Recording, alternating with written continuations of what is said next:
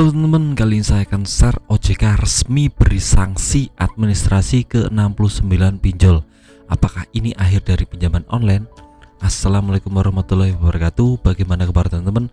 Semoga tetap sehat selalu, tetap dilancarkan rezekinya, dan bisa dapat banyak rezeki untuk bisa melunasi semua hutang-hutang pinjol teman-teman. Amin amin ya robbal alamin. Nah, di video kali ini saya akan khusus menyoroti tentang masalah OJK yang baru saja resmi memberikan sanksi administrasi kepada 69 pinjol. Nah, ini penyebabnya apa dan apa dampaknya buat kita. Nah, kita akan bahas satu persatu ya teman. Yang pertama tentang faktor apa yang mempengaruhi OJK bisa memberikan sanksi kepada pinjol-pinjol tersebut. Nah, kita tahu jumlah pinjaman online di Indonesia itu cuma 101 pinjaman online yang kena sanksi 69%. Jadi ini 70% ya teman, jadi banyak sekali yang sudah terkena.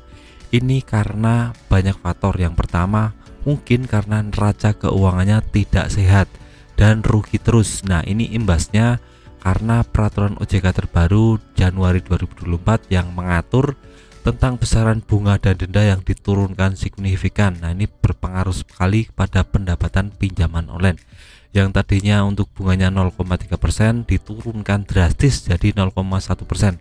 Jadi ini sangat bisa membuat yang namanya pendapatan pinjaman online itu turun drastis, dan imbasnya neraca keuangan mereka tidak sehat dan dinilai jadi aplikasi yang membebani, tidak bisa melahirkan keuntungan tapi malah merugikan.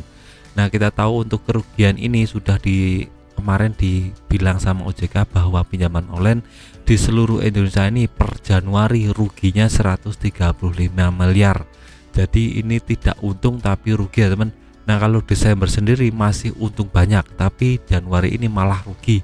Jadi OJK sebagai lembaga yang mengatur tentang aplikasi keuangan ini juga melihat ini dan menangkap gelagat ini. Jadi ke depan mungkin akan banyak sekali pinjol yang jadi ilegal.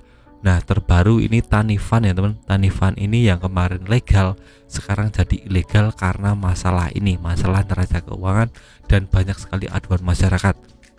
Nah, itu yang pertama neraca keuangan. Yang kedua tingkat galbay masyarakat yang tinggi. Nah, ini banyak sekali masyarakat yang sudah pinjam di aplikasi pinjaman online tapi tidak dibayarkan. Nah, ini marginnya sekitar 30%. Jadi banyak sekali sekarang masyarakat yang sudah melakukan pinjaman tapi nggak dibayarkan alias gagal bayar. Nah, ini menjadi salah satu faktor yang menyebabkan pinjaman online itu dapat sanksi dari yang namanya OJK karena dinilai tidak bisa mengelola keuangan, tidak bisa mengelola gagal bayar pinjaman online.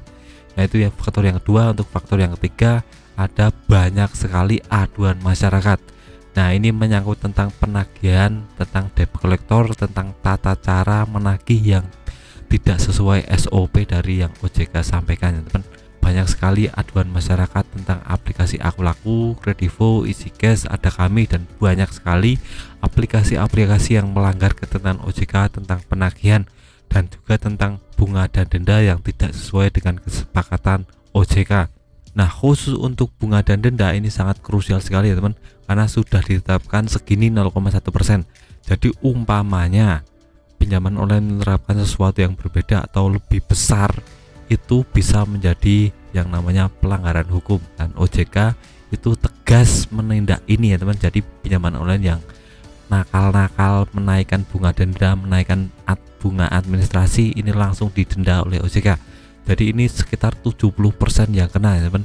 Nah, ini bisa menjadi salah satu indikasi kuat bahwa aplikasi pinjaman online ini akan kiamat dan akan dibubarkan semuanya oleh OJK.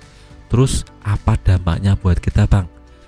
Dampak buat kita adalah yang pertama, kita akan tahu jika pinjaman online ini sekarang lagi bermasalah dan sedang menuju jurang kebangkrutan semua, termasuk aplikasi yang besar seperti Aku Laku dan Kredivo ini juga sekarang banyak masalahnya ya teman.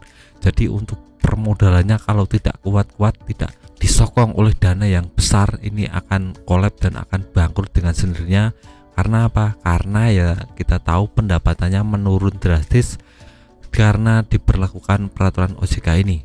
Terus untuk kita yang sudah galbay ini menjadi lebih tenang karena mungkin ke depan pinjaman online semua akan bangkrut dan pinjaman kita, utang kita bisa lunas semuanya. Nah, kita doakan saja buat teman-teman yang ingin mendukung jika pinjaman online ini jadi bangkrut, teman-teman bisa langsung adukan saja.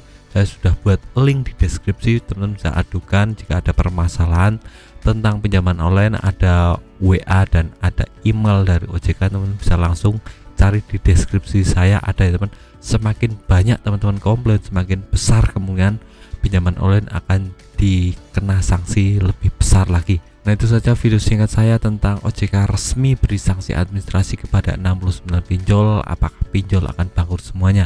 Semoga teman-teman bisa terinspirasi dan bisa mengambil manfaat dari video ini. Sekian video dari saya, dengan bermanfaat. Tetap semangat untuk kehidupan yang lebih baik.